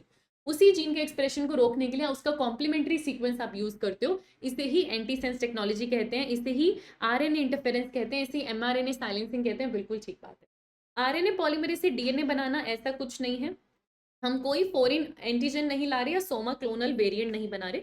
Soma clonal variant का बनाना माइक्रो प्रोपगेशन में पढ़ते हो आप, है ना। तो आंसर क्या होगा? 1। आगे देखो question number 160, adenosine D aminase, ADS की शॉर्ट फॉर्म होती है। एडिनोसिन डी अमाइनेज की डेफिशिएंसी हो जाए तो स्किड नाम की डिसीज होती है, जो उस 4 साल की लड़की को हुआ था जिसमें सबसे पहली बार जीन थेरेपी की थी। दिक्कत क्या होती है? Adenosine D aminase immune system के लिए क्रूशियल है, इम्यून रिस्पॉन्स के लिए इंपॉर्टेंट होता है, और अगर ये एंजाइम ना बने तो इम्यून सिस्टम हैम्पर हो जाता है। आंसर क्या होगा? 3। पढ़ा है हमने ये बायोटेक्नोलॉजी में। फिर आ रहा है हमारे पास ट्रांसपोजोन्स, ये भी हमने बायोटेक्नोलॉजी एंड एप्लीकेशन में पढ़ा है। जब हम आरएनए इंटरफेरेंस की बात कर रहे थे तो हम कह रहे थे किसी तरीके से उस आरएनए का कॉम्प्लीमेंट्री आरएनए इंट्रोड्यूस करवा दो और उसके दोनों न्यूक्लियोटाइड, ताकि वो एक डबल स्टैंडर्ड आरएनए बना ले। वो इंट्रोड्यूस कैसे करवाओगे? उसका एक तरीका है ट्रांसपोजोन, है ना, जंपिंग जीन्स, ट्रांसपोजोन्स की मदद से आप अपने फायदे का आरएनए जो कि पैथोजन का कॉम्प्लीमेंट्री आरएनए उसे इंट्रोड्यूस करवा सकते हो। ये वर्ड एनसीईआरटी में यूज्ड है और आरएनए इंटरफेरेंस टेक्निक में यूज होता है। आंसर 2 आएगा। आगे देखते हैं, what is the meaning of B and R in pBR 322। ये भी आप किस में पढ़ते हो? बायोटेक्नोलॉजी में पढ़ते हो। पीबीआर 322 क्या है? आपके पास आर्टिफिशियल वेक्टर है जिसको इस तरीके से बनाया है ताकि हम अपनी मर्जी का जो फॉरेन जीन हमारे पास है उसको अच्छे से हम इसके अंदर इंट्रोड्यूस कर सके, ट्रांसफर कर सकते हैं, ट्रांसफॉर्मेशन कर सके। इसमें पी प्लाज्मिड के लिए यूज होता है। बी आर साइंटिस्ट का नेम है, बॉलीवर एंड रोड्रीगेज। तो ये बी और आर साइंटिस्ट के नेम है बेटा, और 322 नंबर था, स्ट्रेन का नंबर था जो कि इन्होंने बनाया था, वेक्टर इन्होंने बनाया था। तो बी और आर साइंटिस्ट का नेम है, आंसर 3 होगा। आगे देखते हैं 163, specific sequence recognised by restriction endonuclease is called. Restriction endonuclease एक एंजाइम है जो कट लगाता है डीएनए में, और ये रिस्ट्रिक्शन एंडोन्यूक्लियस बेटा पूरे डीएनए पर कहीं भी कट नहीं लगाता, एक स्पेसिफिक सीक्वेंस है उसे पहचानता है, वहां पर कट लगाता है, और वो स्पेसिफिक न्यूक्लियोटाइड की सीक्वेंस में पैलिंड्रोम रीजन प्रेजेंट होता है, तो आप उसको क्या बोलते हो, पैलिंड्रोमिक न्यूक्लियोटाइड सीक्वेंस, आंसर होगा 2। आगे देखो 164, process by which E coli takes up foreign DNA, E coli host है, आपने वेक्टर के थ्रू फॉरेन डीएनए उसके अंदर भेजा, अगर वो ई कोलाई उस फॉरेन डीएनए को अपने अंदर ले लेता है, दैट इज ट्रांसफॉर्मेशन, ट्रांसफर हो गया आपके रिकॉम्बिनेंट डीएनए का होस्ट के अंदर, यानी ट्रांसफॉर्मेशन वर्ड आप यूज करते हो, तभी तो उसके बाद आप स्क्रीनिंग में ट्रांसफॉर्मेंट्स को नॉन ट्रांसफॉर्मेंट से अलग करते हो, याद आया, हम देखते हैं कि कहाँ ट्रांसफॉर्मेशन हुई है कहाँ नहीं हुई है, तो होस्ट जब उस डीएनए को अपने अंदर ले लेता है, that is transformation word use करते हैं, ट्रांसफॉर्मेशन, आंसर होगा सी। आगे देखते हैं question number 165, which of the following is not a component of downstream processing, आपने बायोटेक्नोलॉजी की मदद से किसी होस्ट के अंदर अपनी मर्जी का प्रोटीन बनवा लिया, खूब सारा एक्सप्रेस करवा लिया, कोई फालतू प्रोटीन एक्सप्रेस नहीं हो रहा, जो आपको चाहिए वही एक्सप्रेस हो रहा है, लेकिन हम उसको सीधा मार्केट में नहीं ला सकते, उसे सेपरेट करेंगे, प्यूरिफाई करेंगे, प्रिजर्व करेंगे, फिर मार्केट में लाएंगे, यही डाउनस्ट्रीम प्रोसेसिंग है। एक्सप्रेस करवाना उससे पहले हो जाता है, एक्सप्रेशन पहले हो जाता है, उसको कमर्शियली रेडी करना डाउनस्ट्रीम प्रोसेसिंग में आता है, तो क्या नहीं आता डाउनस्ट्रीम प्रोसेसिंग में, एक्सप्रेशन नहीं आता, वो पहले हो जाता है, आंसर होगा 4th। 166, how many varieties of rice have been estimated to be present in India, हालांकि ये क्वेश्चन अब थोड़ा सा डिफिकल्ट है, क्योंकि एनसीईआरटी के दो अलग अलग चैप्टर्स में दो अलग अलग नंबर दे रखा है इस वेराइटी का, लेकिन इस ऑप्शन से हम डेफिनेटली आंसर कर सकते हैं। बायोडाइवर्सिटी एंड कंजर्वेशन में जहां लास्ट में बायो पेटेंट की बात की जाती है ना, हाँ बायो पेटेंट्स की बात की जाती है, तो वहां पर आपको बताया है कि 2 लाख वेराइटीज हैं हमारे पास राइस की, फिर भी अमेरिकन कंपनी ने पेटेंट ले लिया था उसका, तो 2 लाख बताया था, आंसर होगा 3, ठीक है, कॉन्ट्रोवर्शियल क्वेश्चन नहीं आएगा एनीवे। आगे देखो 167, डाई हाइब्रिड एक्सपेरिमेंट है, मोनो नहीं है, डाई हाइब्रिड है, गार्डन पी पर हुआ है, मेंडल ने काम किया है, कितने percent seed small r small r small y होंगे, तो आप जानते हो डाई हाइब्रिड क्रॉस का रेशियो 9:3:3:1 बनता है, 9 यहाँ पर क्या होते हैं जिसमें एक एक डोमिनेंट प्रेजेंट होता है, 3 होंगे जिसमें एक डोमिनेंट दूसरा रिसेसिव होगा, 3 होंगे जिसमें एक रिसेसिव दूसरा डोमिनेंट होगा, और 1 होगा जिसमें चारों के चारों अलील रिसेसिव होंगे, तो ये आपको सिर्फ 1 मिल रहा है, ये आपको सिर्फ 1 मिल रहा है, 1/16, टोटल 16 है, कितना परसेंट हो जाएगा बेटा 1/16, अगर आप निकालोगे तो 6.25% होगा, आंसर क्या आएगा 3, आंसर क्या आएगा 3। आगे देखते हैं question number 168, if a genetic disease is transferred from a phenotypically normal but carrier female to only some of the male progenies, एक जेनेटिक डिसीज है, क्रिस क्रॉस पैटर्न दिख रहा है, फीमेल कैरियर थी लेकिन वो नॉर्मल थी, उसको डिसीज नहीं थी, इसका मतलब रिसेसिव है, डोमिनेंट तो पहले ही हटा दो, अगर एक फीमेल है और वो कैरियर है और उसको डिसीज नहीं है, वो नॉर्मल है, इसका मतलब ये डिसीज डोमिनेंट तो हो नहीं सकती, रिसेसिव डिसीज है, रिसेसिव में भी आपने देखा कि फीमेल से मेल में जा रही है, इसका मतलब criss cross pattern, criss cross pattern मतलब ये सेक्स लिंक्ड हो गई, आंसर होगा 4th, ऐसे आंसर करते हैं क्वेश्चंस को, आंसर होगा 4th।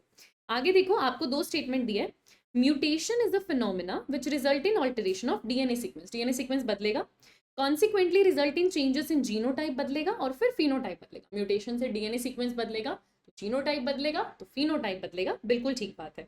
Classical example point mutation का सिकल सेल एनीमिया है, बिल्कुल जीयूजी जीएजी में कन्वर्ट होता है, ग्लूटामिक एसिड से वैलिन बनता है, पूरी चेन खराब हो जाती है, बिल्कुल सही एग्जाम्पल है, दोनों स्टेटमेंट एकदम ठीक है, आंसर होगा डी, दोनों एकदम करेक्ट है, आंसर होगा डी।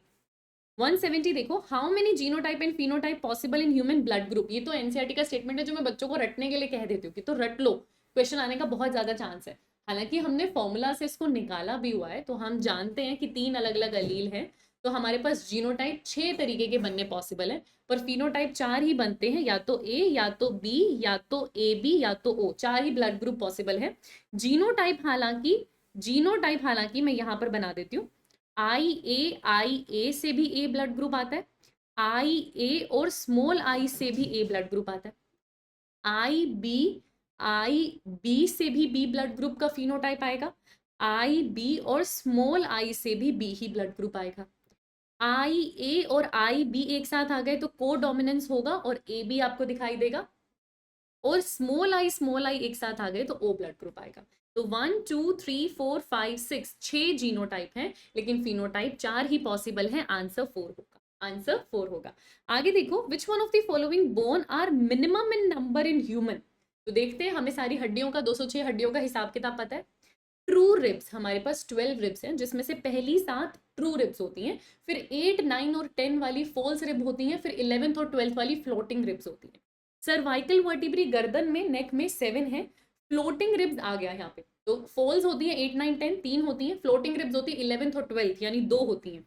थोरैसिक वर्टिब्री 12 होती है। अब मुझे बताओ मिनिमम कौन सी, आपसे मिनिमम पूछिए, आंसर 3 होगा, आंसर 3 होगा। हम आपको पूरी एटलीस्ट बोन्स का हिसाब किताब पता होना चाहिए, ऐसा क्वेश्चन बन सकता है ना। आगे देखते हैं 172, which of the following statement about mechanism of muscle contraction are correct. अच्छा, मसल कॉन्ट्रैक्शन में न्यूरोट्रांसमीटर रिलीज होगा, neural signal motor end plate पे आएगा। Muscle contraction is initiated by a signal send by CNS via motor neuron, NCERT की line है। CNS signal भेजेगा, motor neuron के through भेजेगा, मसल कॉन्ट्रैक्शन करवाएगा, सही बात है। During muscle contraction isotropic bands get elongated, contracted. I band A band के ऊपर पुल होता है, एक्टिन मायोसिन के ऊपर पुल होता है, कॉन्ट्रैक्शन है, एलोंगेशन नहीं है ना। और पहली बात, आई बैंड छोटा हो जाएगा, बड़ा नहीं हो जाएगा, क्योंकि एक्टिन ऊपर की तरफ पुल होगा तो आई बैंड छोटा हो जाएगा, तो ये तो गलत है। Repeated activation of muscle can lead to lactic acid accumulation, बिल्कुल ठीक बात है, ये तो रेस्पिरेशन वाले चैप्टर में भी पढ़ते हो। कितने स्टेटमेंट करेक्ट है, तो 1 करेक्ट है, 2 करेक्ट है और 4 करेक्ट है। 1 करेक्ट है, 2 करेक्ट है और 4 करेक्ट है, 1 होगा आंसर, 1 होगा आंसर। आगे देखो, the flat skull bones which fuse end to end with help of dense fibrous connective tissue in form of sutures to form cranium, कौन सा जॉइंट है, फाइब्रस जॉइंट है। सिर की हड्डियों में कौन सा जॉइंट है, फाइब्रस जॉइंट है। तो सीधी सी बात है, बिल्कुल कोई मूवमेंट नहीं है, जीरो मूवमेंट, फाइब्रस जॉइंट है। आगे देखो, जॉइंट से क्वेश्चन और डिसऑर्डर्स ऑफ स्केलेटल सिस्टम से क्वेश्चन आता है। अच्छा, आपको बताना है IUI और IUT के बारे में क्या क्या करेक्ट है। पहले तो मुझे फुल फॉर्म बताओ, कहाँ पढ़ते हो इसके बारे में, रिप्रोडक्टिव हेल्थ वाले चैप्टर में। IUI क्या होता है, इंट्रा यूट्राइन इंसेमिनेशन। ये क्या है, एक तरीके का आर्टिफिशियल इंसेमिनेशन का तरीका है, जिसमें स्पर्म्स फीमेल की बॉडी के अंदर डायरेक्टली यूट्रस में इंजेक्ट किए जाते हैं। दूसरा है intra uterine transfer. Intra uterine transfer ये क्या होता है कि एक बार टेस्ट ट्यूब बेबी में इसका काम आता है कि एक बार इन विट्रो फर्टिलाइजेशन हो गया, जाइगोट बन गया, अगर वो जाइगोट 8 ब्लास्टोमेयर से कम में है तो जिफ्ट करते हैं, जाइगोट इंट्रा फेलोपियन ट्रांसफर। अगर वो 8 से ज्यादा है नंबर में तो उसको सीधा यूट्रस में ट्रांसफर करते हैं, उसको बोलते हैं इंट्रा यूट्राइन ट्रांसफर। ठीक है, अब देखो, दोनों ART हैं, दोनों असिस्टेड रिप्रोडक्टिव टेक्नोलॉजी से असिस्ट करती हैं रिप्रोडक्शन में, बिल्कुल करती हैं। दोनों मेल्स में है, नहीं दोनों फीमेल्स में है। दोनों ही केस में यूट्रस है बेटा, दोनों फीमेल है। इस दोनों में स्पर्म का ट्रांसफर होता है, नहीं, इसमें स्पर्म का ट्रांसफर होता है। ठीक है, इसमें तो जाइगोट का ट्रांसफर होता है, जाइगोट भी छोड़ो, एम्ब्रियो का होता है, क्योंकि 8 सेल से ज्यादा डिवीजन हो चुका है। ठीक है, दोनों केस में एम्ब्रियो का ट्रांसफर होता है, नहीं, दोनों में स्पर्म का होता है, नहीं। करेक्ट क्या है, सिर्फ एक ही करेक्ट है, 2। अब ये तो हम पता होगा तभी हम ऐसी चीजें सॉल्व कर पाएंगे, बट डायरेक्ट एनसीईआरटी से। ठीक है, अब यहाँ पर आपसे पूछ रही है मैक्सिमम लाइफ स्पैन, ये diagram reproduction in organism 12th का पहला चैप्टर, वो भी अब न्यू एनसीईआरटी से हटा दिया, बट हमें तो सॉल्व करना है, नीट के सिलेबस में है। गाय माता हमारे सामने आ रही है, काऊ है, क्या एज बताते हैं, एवरेज 15-20 ईयर्स, 20-25 ईयर्स, यही एवरेज ले लो, चलो 20 लिख देते हैं, 20-25 लिख देते हैं।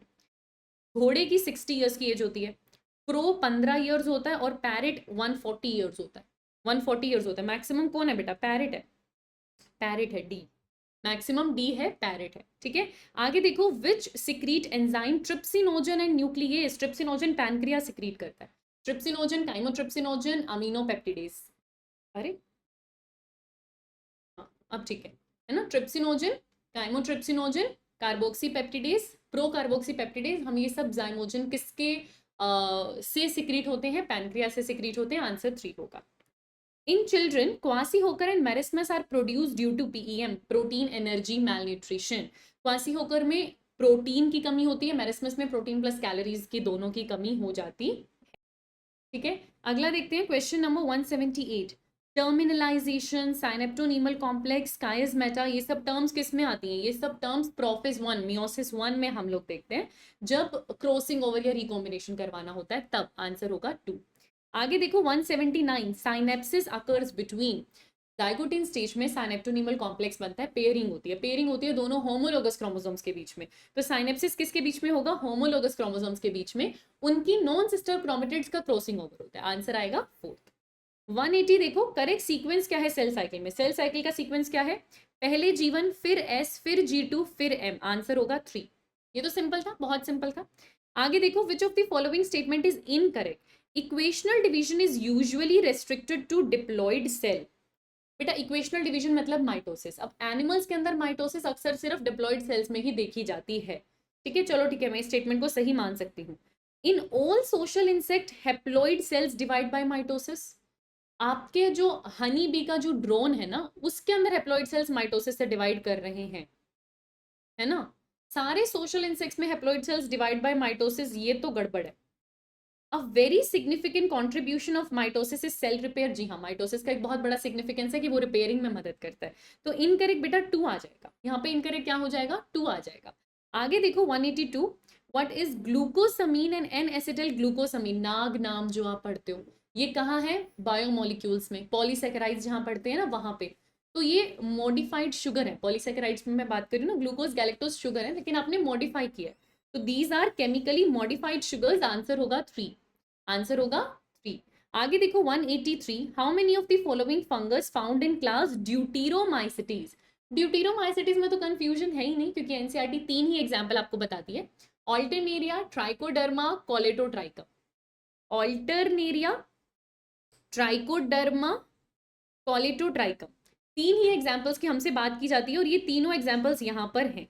तो ड्यूटीरोमाइसिटीज फंगस में कौन कौन से आ जाएंगे एग्जाम्पल? ऑल्टरनेरिया, ट्राइकोडर्मा, कोलेटोट्राइकम, 3 ही एग्जाम्पल है, 3 ही एनसीईआरटी ने दे रखे हैं, तीनों यहाँ पर है। राइजोपस, मैं वैसे मार्क कर देती हूँ, राइजोपस, म्यूकर और एल्ब्यूगो, ये जो मैंने रेड से मार्क किए हैं ये फाइकोमाइसिटीज होते हैं, है ना, आपका रिविजन हो जाएगा, ये फाइकोमाइसिटीज है। अच्छा, Penicillium east, Penicillium east, Claviceps, Aspergillus, Neurospora, Neurospora, ये जो सारे हैं ये एस्कोमाइसिटीज हैं, ये एस्कोमाइसिटीज हैं। और लास्ट ब्राउन से मार्क कर देती हूँ, पक्सीनिया हो गया, यूस्टिलैगो हो गया, अगैरिकस हो गया, ये बेसिडियोमाइसिटीज हैं, ये बेसिडियोमाइसिटीज हैं। मोरल्स और ट्रफल्स, मोरल्स एंड ट्रफल्स भी एस्कोमाइसिटीज में आते हैं। एग्जांपल्स याद हो फंगस के तो बहुत बढ़िया, याद कर लेना, काम ही आते हैं। पर ड्यूटीरोमाइसिटीज तो वैसे भी बहुत सिंपल था, ऑल्टरनेरिया, ट्राइकोडर्मा, कोलेटोट्राइकम, 4 होगा। आगे देखते हैं question number 184, bladder what, Venus fly trap, Cuscuta, ये नाम कहाँ है? ये नाम जब आप बायोलॉजिकल क्लासिफिकेशन पढ़ते हो, वहां पर प्लांट किंगडम की हेडिंग है, वहां पर है कि सारे प्लांट ऑटोट्रॉफिक नहीं होते, अपना खाना खुद नहीं बनाते, कुछ पैरासाइट भी है, कुछ डिपेंडेंट भी है। तो ये सारे एक तरीके के प्लांट है, फंगस नहीं है, यूट्रॉपिक ऑर्गेनिज्म है प्लांट, यूकैरियोट तो है, सॉरी, प्लांट यूकैरियोट तो है। तो more than one option is correct, 4th हो जाएगा। बढ़िया क्वेश्चन था, है ना, बढ़िया क्वेश्चन था। प्लांट है, प्लांट यूकैरियोट है, आंसर 4 होगा। आगे देखो, organism normally aerobic but becomes anaerobic in extreme condition. Normally वो एरोबिक है, बट अगर एक्सट्रीम कंडीशन दोगे तो वो एनएरोबिक में भी सर्वाइव कर लेगा। इनको बोलते हैं फैकल्टेटिव एरोब। फैकल्टेटिव एनएरोब मतलब इनके पास फैसिलिटी है कि ये एनएरोबिक कंडीशन में भी सर्वाइव कर लेंगे, लेकिन नॉर्मली ये एरोबिक होते हैं। जो नॉर्मली एरोबिक होते हैं, कभी कभी एनएरोबिक होते हैं, आप बोलते हो फैकल्टेटिव एनएरोब, आंसर होगा 4th। आगे देखो, the chemical nature of matrix of connective tissue, structural organisation in animals, tissue, connective tissue. तो कनेक्टिव टिश्यू में मैट्रिक्स है, कुछ सेल्स हैं और फाइबर है। एक सेल होता है फाइब्रोब्लास्ट, वो फाइब्रोब्लास्ट फाइबर भी बनाता है, मैट्रिक्स भी बनाता है। मैट्रिक्स क्या है, किसका बना हुआ है? मॉडिफाइड पॉलीसेकेराइड का ही बना हुआ है, लिखा हुआ एनसीईआरटी का स्टेटमेंट है, आंसर होगा 2। आगे देखो 187, 2 स्टेटमेंट है। The arrangement of ovule within ovary is known as inflorescence. Ovary में ओव्यूल्स की अरेंजमेंट को बोलते हैं प्लेसेंटेशन, जो आप अलग अलग तरीके की पढ़ते हो, मार्जिनल, एक्साइल, है ना, ये सब। If a fruit is formed without fertilisation of ovary, ovary में फर्टिलाइजेशन नहीं हुआ, फ्रूट बन गया, इसको पोलीएम्ब्रियोनी कहते हैं, इसे पार्थिनोकार्पी कहते हैं, इसे पार्थिनोकार्पी कहते हैं। तो इनफ्लोरेसेंस नहीं कहते, पोलीएम्ब्रियोनी नहीं कहते, दोनों स्टेटमेंट गलत है, दोनों स्टेटमेंट गलत है, आंसर होगा 1। आगे देखो 188, the first movement of foetus and hair. तो जैसे ही जाइगोट बनता है, हर मंथ के अंदर आपको चेंजेस दिखाई देते हैं। सबसे पहले हार्ट बन जाएगा, है ना, फर्स्ट ट्राइमेस्टर के एंड होने तक सारे ऑर्गन्स बन जाएंगे। पहली मूवमेंट की अगर आप बात करते हो, और हेड पर हेयर आना, ये 5th मंथ में होता है, 5th मंथ में होता है, 4 होगा आंसर। आगे देखो 189, एनिमल ऑर्डर कार्निवोरा। कार्निवोरा में कौन कौन आ रहा है? ये लिविंग वर्ल्ड में है, ये टेक्सोनॉमी कैटेगरी लिविंग वर्ल्ड का क्वेश्चन है ये। कार्निवोरा में लायन, टाइगर, लेपर्ड तीनों आते हैं, इस ऑर्डर के अंदर तीनों आते हैं, आंसर 4 होगा, क्योंकि इस ऑर्डर के अंदर फैमिली आ जाती है आपके पास फेलिडी, और फेलिडी के अंदर जीनस आ जाता है पेंथीरा, और ये तीनों पेंथीरा जीनस को बिलोंग करते हैं। तो आंसर होगा 4। आगे देखो 190 असर्शन रीजन है, human skin colour inheritance are good example of pleiotropy and codominance, बिल्कुल भी नहीं, पॉलीजेनिक इनहेरिटेंस है ये। ह्यूमन स्किन कलर किस में पढ़ते हो, पॉलीजेनिक इनहेरिटेंस में पढ़ते हो, ठीक है। Human skin colour 3 pair jeans control करती हैं, हाँ 3 पेयर जीन्स है, ये बात बिल्कुल ठीक है। तो असर्शन फॉल्स है, रीजन ट्रू है, आंसर 3 होगा, आंसर 3 होगा। आगे देखो, plants adapted to low light intensity, अगर वो प्लांट को लो लाइट इंटेंसिटी में रहना आता है तो उसका फोटोसिंथेटिक यूनिट साइज थोड़ा सा बड़ा होगा as compare to the plants in high light intensity, बिल्कुल ठीक बात है। देखो लाइट रिएक्शन करना है, लाइट चाहिए, और वो लो लाइट इंटेंसिटी में रहना जानता है, खाना बनाना है, फोटोसिंथेसिस करना है, और लाइट इतनी आ नहीं रही, तो उसने कुछ तो ऐसा अडेप्टेशन अपने अंदर कर रखा होगा ना, ताकि ज्यादा लाइट उसके पास आ सके। तो उस पर्टिकुलर कंडीशन में लो लाइट इंटेंसिटी में फोटोसिंथेसिस करने के लिए अपनी फोटोसिंथेटिक यूनिट का साइज बढ़ाया जाता है, फोटोसिंथेटिक यूनिट का साइज बढ़ाया जाता है, ये ऑप्शन ठीक है। हम बाकी ऑप्शन रीड कर लेते हैं। Higher rate of CO2 fixation than sun plant, ज्यादा CO2 फिक्सेशन कर लेने से लो लाइट इंटेंसिटी मैनेज हो जाएगी, नहीं, लो लाइट इंटेंसिटी के लिए फोटोसिंथेटिक यूनिट बड़ी करनी पड़ेगी, लाइट रिएक्शन के लिए इनफ लाइट आनी चाहिए, तो आंसर तो ऑप्शन 1 ही होगा। अच्छा, रूट सिस्टम एक्सटेंड करने से कुछ नहीं होगा, लीफ को स्पाइन में कन्वर्ट करने से तो बिल्कुल भी कुछ नहीं होगा, फोटोसिंथेटिक यूनिट का साइज बढ़ा दो, लो लाइट इंटेंसिटी में भी ज्यादा लाइट आ जाएगी आपके पास, आंसर होगा 1। आगे देखते हैं 192। अब यहाँ पर हमारे पास फाइनली कुछ मॉर्फोलॉजी आ रही है, आपको लीफ दिखाई हुई है। लीफ 2 तरीके की है, सिंपल लीफ होती है, कंपाउंड लीफ होती है। अगर एक ही लीफ है तो वो सिंपल लीफ है, पर अगर आपको छोटे छोटे लीफलेट्स दिखाई दे रहे तो वो कंपाउंड लीफ है। कंपाउंड लीफ 2 तरीके की होती है, पिनेटली कंपाउंड होती है, पामेटली कंपाउंड होती है। अगर एक कॉमन एक्सिस है, रैकिस जिसको बोलते हैं, और इस पर आपकी लीफलेट प्रेजेंट होती है तो इसको बोलते हैं पिनेटली कंपाउंड। लेकिन अगर एक पिटियोल की टिप पर वहां पर सारे के सारे लीफलेट प्रेजेंट होते हैं तो उसको आप बोलते हो पामेटली कंपाउंड। तो ये जो आपके पास है ये पामेटली कंपाउंड लीफ है, 4th होगा आंसर। आगे देखो 193, in which of the following plants minimum number of stamens are present, minimum number of stamen must be present. अच्छा, मस्टर्ड, ब्रासिकेसी फैमिली, फॉर्मूला याद करो उस फैमिली का, एंड्रोशियम में 2+4 2 वर्ल्स बन रहे थे, 2 और 4 के। इंडिगोफेरा, इंडिगोफेरा आ जाएगा आपके पास फेबेसी में, है ना। अच्छा, तो इंडिगोफेरा के अंदर 9+2 अरेंजमेंट थी, 9+1 अरेंजमेंट थी, डाइडेल्फस फ्यूज हुए थे 9, है ना। पेट्यूनिया सोलिनेसी के अंदर आ जाएगा, यहाँ 5 थे, लेकिन एपीपेटलस कंडीशन थी, पेटल से जुड़े हुए थे। ग्लोरियोसा लिलिएसी फैमिली में आ जाएगा, यहाँ एंड्रोशियम 3+3 के अंदर थे, और एपीटेपलस कंडीशन थी, पेरियंथ से एसोसिएटेड थे। तो ये सब फॉर्मूला किस पर डिपेंड है, जो आपके फैमिली का फॉर्मूला है उस पर डिपेंड होता है ना, फ्लोरल फॉर्मूला पर डिपेंड है। तो मैंने एंड्रोशियम सबके लिख दिया, बताओ ये 6 हो गए, ये 10 हो गया, ये 5 हो गया, ये 6 हो गया, मिनिमम नंबर पेट्यूनिया में मिल रहा है। एग्जाम्पल भी पता होना चाहिए, फैमिली का फॉर्मूला भी पता होना चाहिए। ये ब्रेसिकेसी हो गया, ये फेबेसी हो गया, ये सोलिनेसी हो गया, ये लिलिएसी हो गया, है ना। ठीक है, आंसर क्या होगा 3, मिनिमम आपको इसमें मिल रहा है। आगे देखो, select the correct option for the given diagram of cockroach. यहाँ आपको जेनाइटल चेम्बर दिख रहा है, यहाँ आपको ओवरीज दिख रही है जिसमें ये ओवरियोल्स यहाँ पर प्रेजेंट है, ये कॉकरोच का फीमेल रिप्रोडक्टिव सिस्टम है, आंसर 2 होगा। आगे देखो, out of the 4 components of phloem which components are non living. बेटा जाइलम में सब डेड है ना, फ्लोएम में सब लिविंग है, फाइबर को छोड़ के, फाइबर को छोड़ के, आंसर होगा 4। जाइलम में पेरेन्काइमा लिविंग होता है, फ्लोएम में ये डेड होता है, फाइबर डेड होता है, ठीक है, 4th होगा।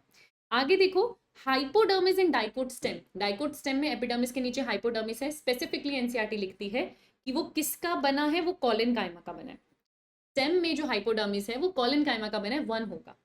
आगे देखो, given below are 2 statements, artificial system of classification was given by Bentham and Hooker. ये प्लांट किंगडम चैप्टर के अंदर जो इंट्रोडक्शन पैराग्राफ है उसमें लिखा हुआ है। आर्टिफिशियल सिस्टम ऑफ क्लासिफिकेशन कुछ कैरेक्टर्स पर बेस्ड है, और ये लीनियस ने दिया था, ये लीनियस ने दिया था। Natural system of classification natural affinities पर बेस्ड है, ये बेंथम एंड हुकर ने दिया, ये बेंथम एंड हुकर ने दिया था। तो दोनों ही स्टेटमेंट गलत हो गए, दोनों गलत हो गए, आंसर 1 होगा, आंसर 1 होगा। आगे देखो, 2 स्टेटमेंट है आपके पास। Coralloid roots of pinus obligate relation show करता है, नहीं। Coralloid roots of cycas obligate relation show करता है, और ऑब्लिगेट भी नहीं, मतलब हाँ सिम्बायोटिक एसोसिएशन शो करता है, किसके साथ, नोस्टोक के साथ। नोस्टोक क्या है, साइनोबैक्टीरिया, साइनोबैक्टीरिया में नोस्टॉक और एनाबीना है, दोनों फ्री लिविंग है, दोनों को अकेले रहना आता है, नाइट्रोजन फिक्सेशन करना आता है। लेकिन अगर ये कभी एसोसिएशन बनाएंगे तो सिम्बाइट फिक्स अपने पार्टनर के साथ बनाते हैं।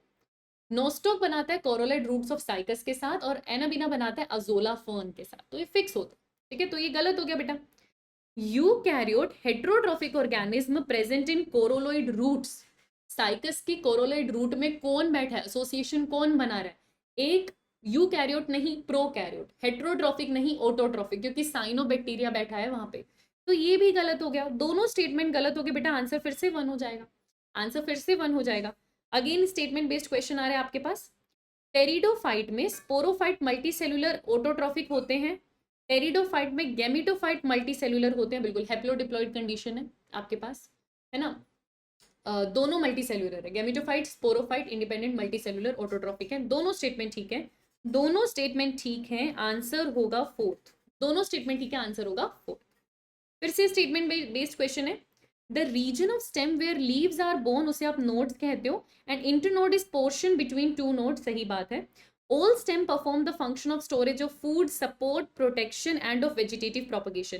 क्या सारी स्टेम में खाना स्टोर होता है? हमेशा नहीं।